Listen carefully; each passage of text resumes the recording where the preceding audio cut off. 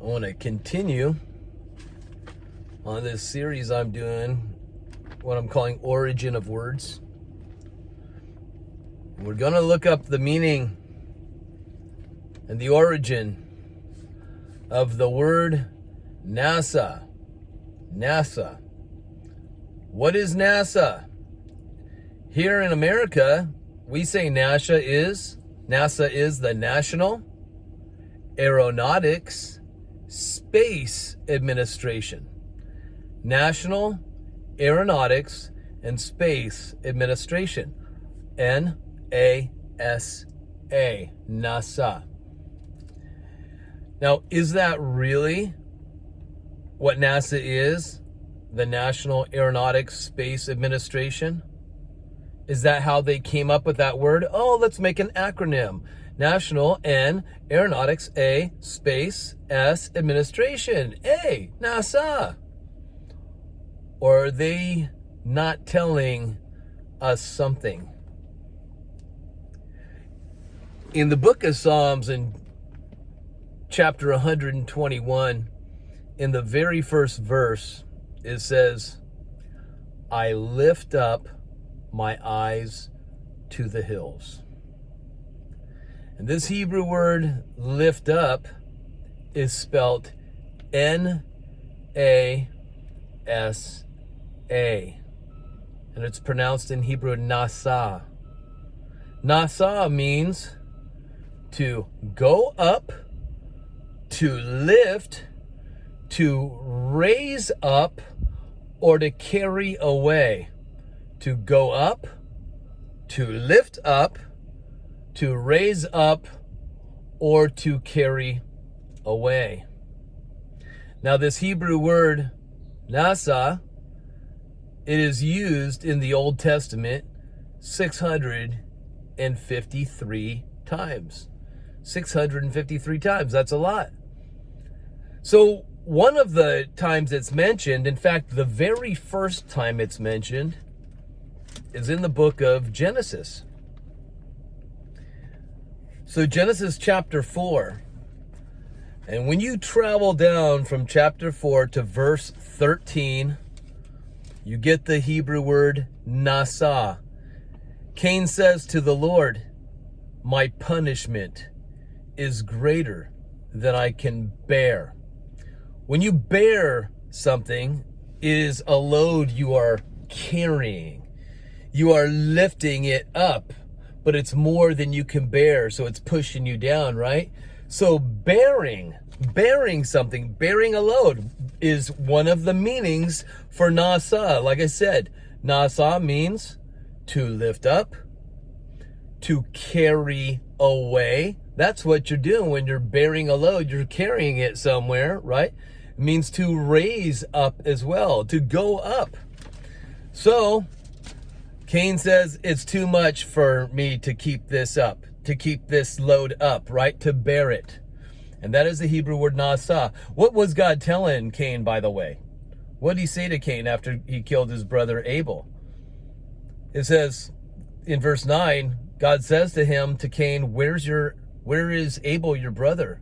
And Cain says, I don't know. Am I my brother's keeper? And the Lord said, what have you done? The voice of your brother's blood is crying to me from the ground.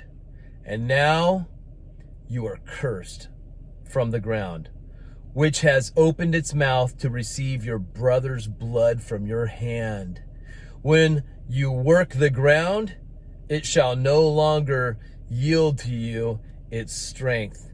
You shall be a fugitive and wander on the earth, wander around, wonder. And then in the next line, the 13th verse, the word nasa appears. NASA. Now you guys, I don't want to get too much into this too deep, but man, we could go down a really deep rabbit hole right now talking about this NASA thing.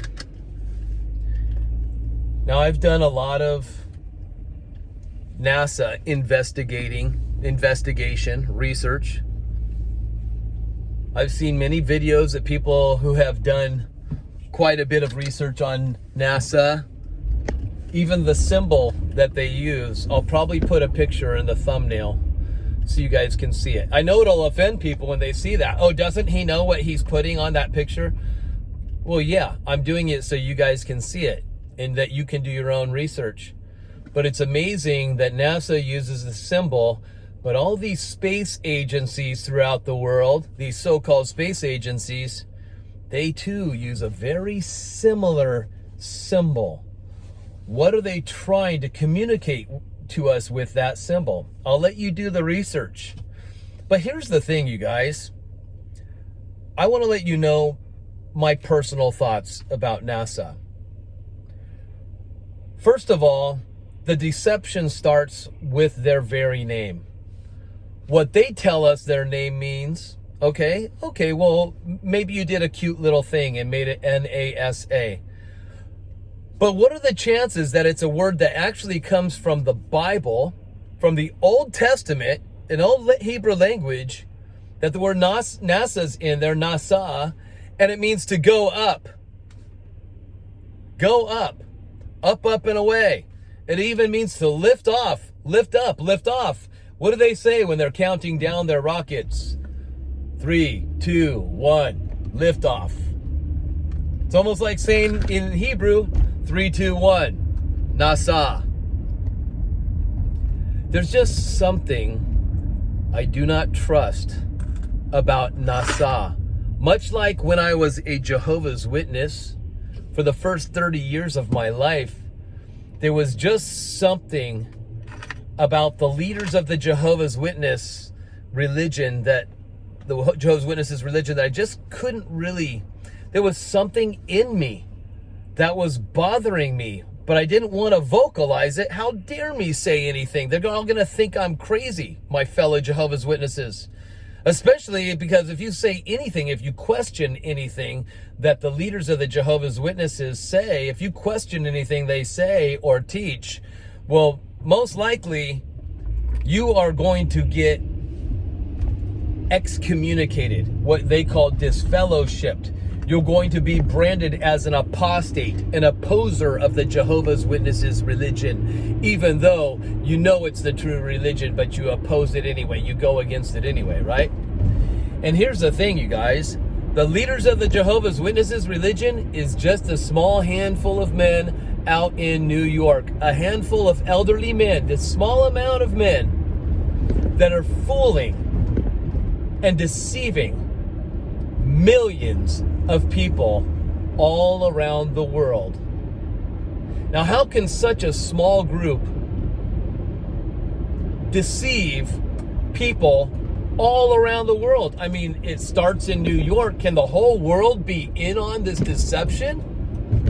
Would leaders from Germany and Africa and Asia and other places, would they dare be in on the deception of the Jehovah's Witnesses?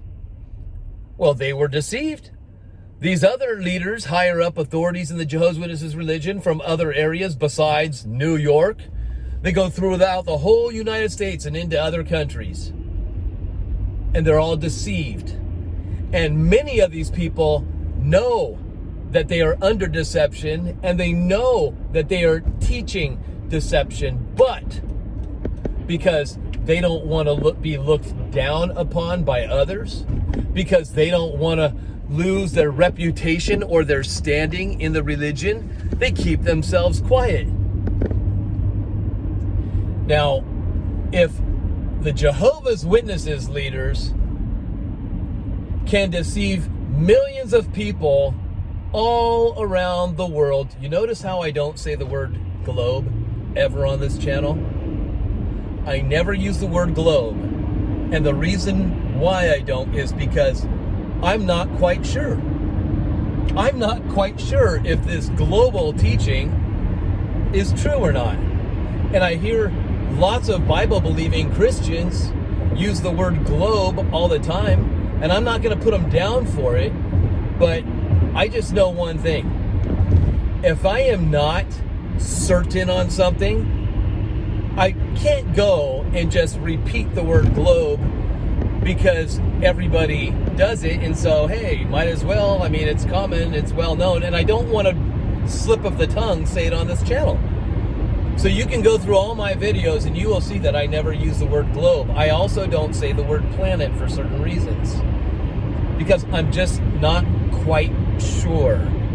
I know one thing: I do not trust this group, NASA, because, like I said, first of all, the deception begins with the meaning of their name. And if they're willing to deceive us with what NASA actually is from, where they get that name from, well, what else are they willing to deceive us on? And is it possible that a group like NASA, which is much larger than that handful of leaders of Jehovah's Witnesses out in New York, NASA's much larger than that, than the Watchtower. That's what they're called, the Watchtower, the Jehovah's Witnesses leaders, Watchtower Society. NASA's much bigger than that. So do you think it's possible that NASA could be deceiving the world, and there's other countries in on it? If the small amount of Jehovah's Witnesses leaders can deceive millions and millions of people, and not just the Jehovah's Witnesses, but they're also fooling the millions of others that follow the Jehovah's Witnesses a little bit, just not quite enough to cross the line and become a Jehovah's Witness, but they still believe in their teachings and stuff. Well, that's a whole lot of people that this small group of men can deceive. I was one of them, so I know. So now that I've come out of deception, I no longer want to be involved in getting brainwashed or deceived anymore. So I am somebody that searches and seeks out the truth, because the truth will set you free. Now, ultimately, truth is Jesus Christ himself. He is the way, he is the truth, he is the life. But I like to know things that are lies and deceptions that are being taught to humanity all around the world on this earth. And it begins with when we're young and going to school. And what our school teachers teach us, well, they're told what to teach us by who knows. And I'm sure the deception begins at a very young age. Now, is this earth a globe? I don't know. Let me tell you, I've watched a lot of different videos that people make about why they don't believe the earth is a spinning globe, spinning around the sun in a place called outer space. There are many, many videos of this. You might look up what flat earth. You'll see a lot of ridicule among flat earthers. You know, you'll see people ridicule them. But then you see other people that are actually willing to dig into the scriptures that they share. And they sure do their research. These guys that are interested in the cosmology,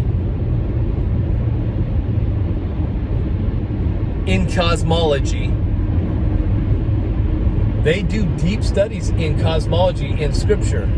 I'm very impressed. Now, I haven't ever been high enough off of this earth to look down and see if there is a ball shape or curvature to it. I haven't been. So I really can't say. But I could be on board with flat earth. You know, if it was something that I actually went into scripture, looked up all the scriptures that are about this earth, and I could possibly see maybe a shape in it, and there's a lot of stuff, you guys. There really is. I know a bunch of you are probably, oh, this is a stupid video. I can't believe he fell for this flat earth stuff. I didn't say I fell for anything. I said I'm investigating things. See, if I didn't investigate things, I'd still be a Jehovah's Witness today. But because of this desire, this urgency I have inside of me for truth, I investigate.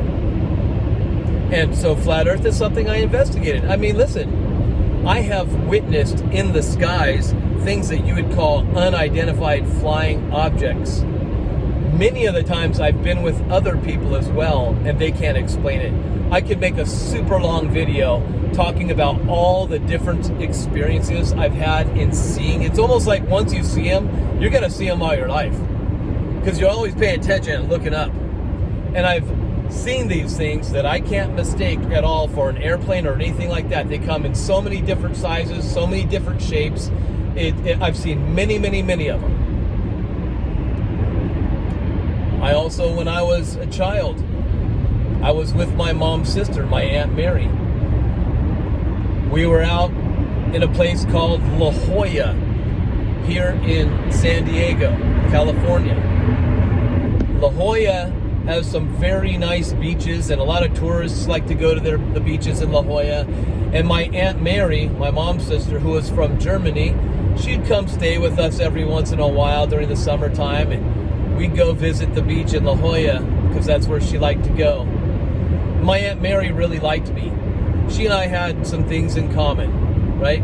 We were both artists. We could both draw very well.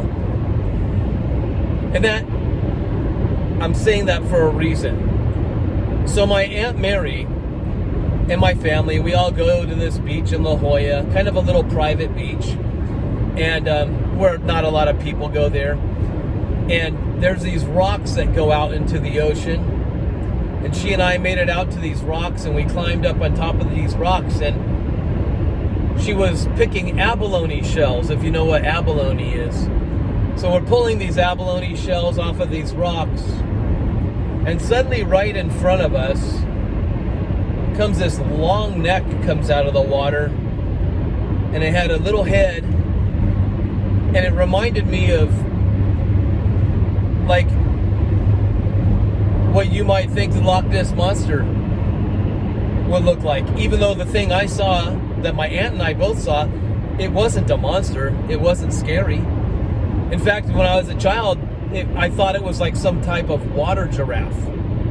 It had a really long neck, tubular shaped long neck, had this little head. It wasn't the color of a giraffe or looked like a giraffe, but you know, as a child, a water giraffe. And it was chewing on not sea kelp, not that kelpy stuff, but it was chewing on seagrass. It had seagrass in its mouth. And when it had come up, we saw its neck and its head. I mean, its neck and head, it looked like it was 20 feet out of the water when I was a little boy, but maybe it was around 6 feet or so, I don't know, give or take. But it was chewing on seagrass, and suddenly that neck and head disappeared. It went back into the water behind the rocks we were there, that were right there, that we were on. And that's all we saw. And my aunt started freaking out. And we ran over to my family. My aunt, you know, I think she was yelling in German, the German word for dinosaur, whatever that is, I can't remember. And you know, my family had a hard time believing us that we saw what we saw. So when we got home from the beach, my aunt and I got separated into different bedrooms, and we were given paper and a pen or a pencil, and we were told to draw what we saw. So she's in one room, I'm in the other, and let us know when you're done, and you can come out and show us your pictures. So my aunt goes in one room, I go in the other, we're drawing, and then when we both finished, you know, we went out there. My parents looked at the drawing, and we had both drawn the same thing, my aunt and I. So we were not mistaking this creature for a dolphin, for a whale, for an eel, nothing like that. It was kind of like what you would think the Loch Ness Monster. Now, we weren't in the loch, and this thing wasn't a monster. I don't remember what those things are called. Plesiosaur. I don't remember the name. But anyway, it was a very peaceful looking creature, and it was chewing on seagrass, and we saw it. I mean, there's another time that I was driving. I was up in the mountains, and in this particular area, and as I'm driving to the left, I was actually a passenger. Somebody else was driving, and I looked to the left, and I noticed across the road, we're on this freeway, And I'm looking across the road and I see all these cows. And we're driving over a kind of a bridge on the freeway.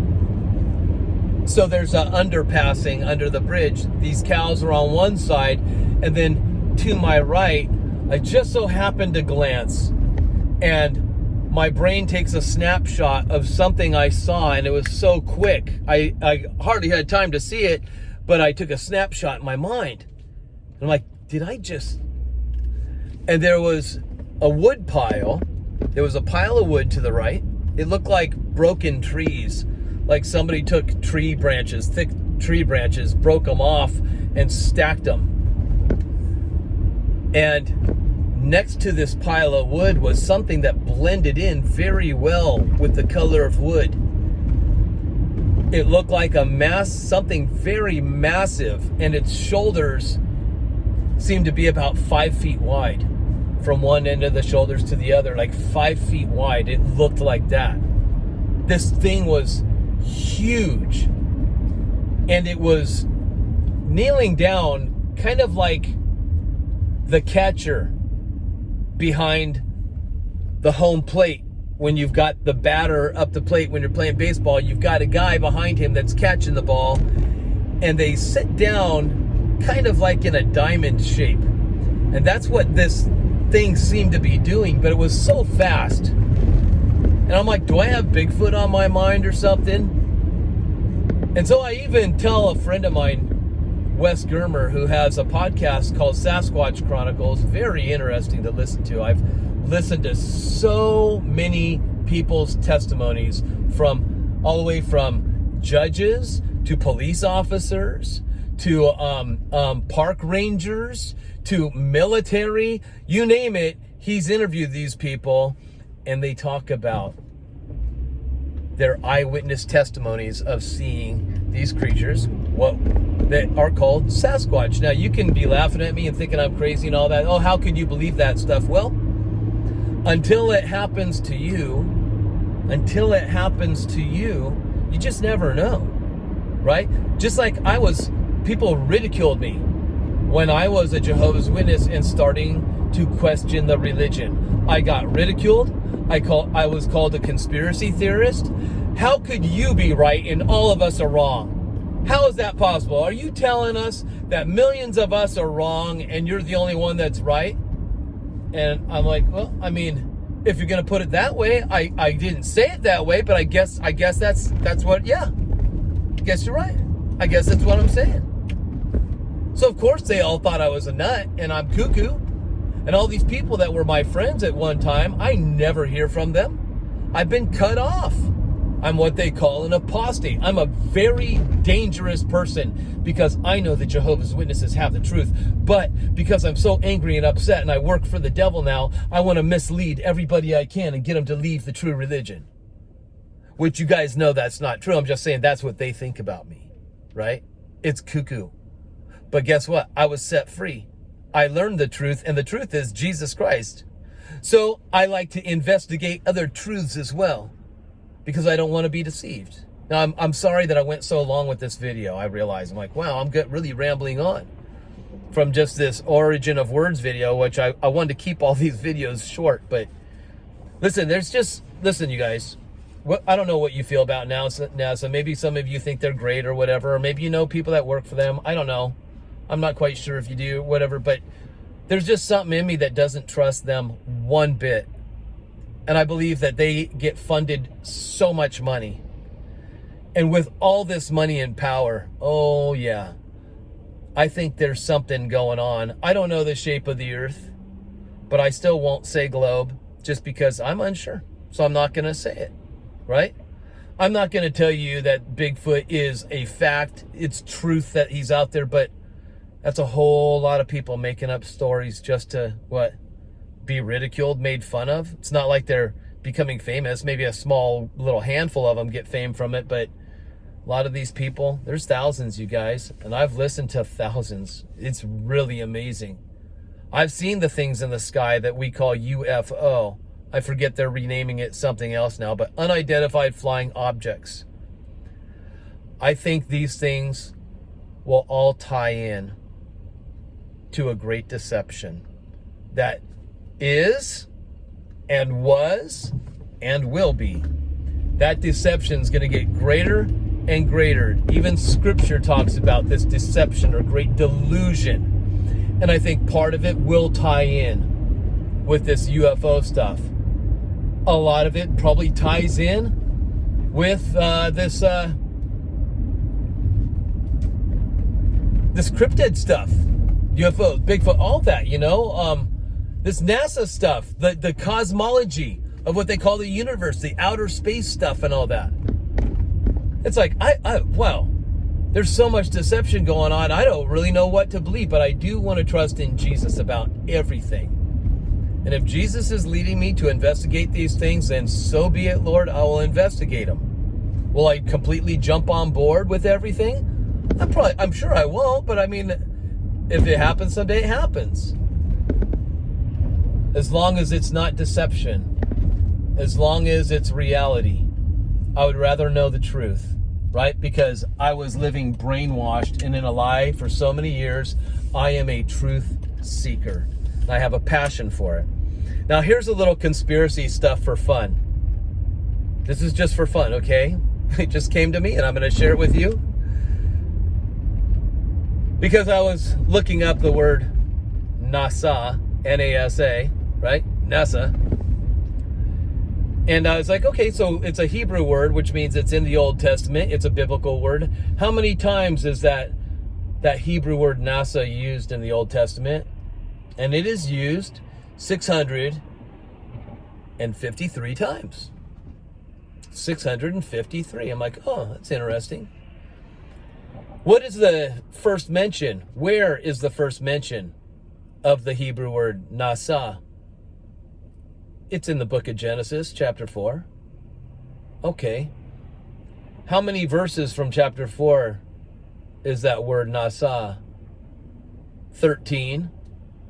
13 verses. 13, huh? That number 13 stuck in my head. And that number 653 stuck in my head. Both those numbers kind of stood out to me. And then I added 653 to 13, and it came out to 666. Oh, now there's your conspiracy, and there's your numerology stuff. I mean, I'm sure it's a coincidence, or is it? Speaking of the number 666, if you ever look in the Old Testament, I know that Revelation talks about 666, but also there's something mentioned about Solomon and his 666 talents of gold. Now, whether that ties in to this number 666 from Revelation, and whether NASA has some kind of part of the 666, wouldn't surprise me. Wouldn't surprise me, you guys. But I suppose that's all speculation. But interesting when you just do a little additional things. I mean, listen. There's been so many men, historical figures, that have been assumed to be the Antichrist. For instance, one of them would be Emperor Nero Caesar. And Emperor Nero Caesar, that is the numerical value of 666. That name comes up to the numerical value of 666. Ooh. And on it goes. You can come up with a bunch of other figures and say the numerical value is 666. Therefore, this guy is the Antichrist. Right? There's so much of that going on. You're not going to hear that stuff from me, but you'll hear some interesting things. And I'll let you know when I'm speculating things. And I'll let you know when I'm saying this is the truth. But for right now, that other stuff was kind of some speculation, but things to think about, you guys. But anyway, the main part is NASA. NASA is a biblical word. And it was taken by a company that says it means something else. That stands for something else. It's an acronym. No. No, you got it from the Bible. To lift off, 3, 2, 1, lift off. To go up, oh, we go up, we go up. We're greater than Nimrod because he could only build a tower and not quite get to the heavens. But we've broke through the heavens and onward we go.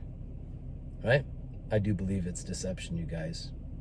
Look up the firmament. Anyway, look up the firmament. Love you. Thanks for watching. God bless you all. And if you don't want to be part of this great deception, you don't want to get deceived, well, here's the thing. Know your identity. Know who you are, who Christ is in you. Discover what you have been given from Christ, and then use what you've got. All right, guys, God bless you, love you, and I'll see you all in the next video.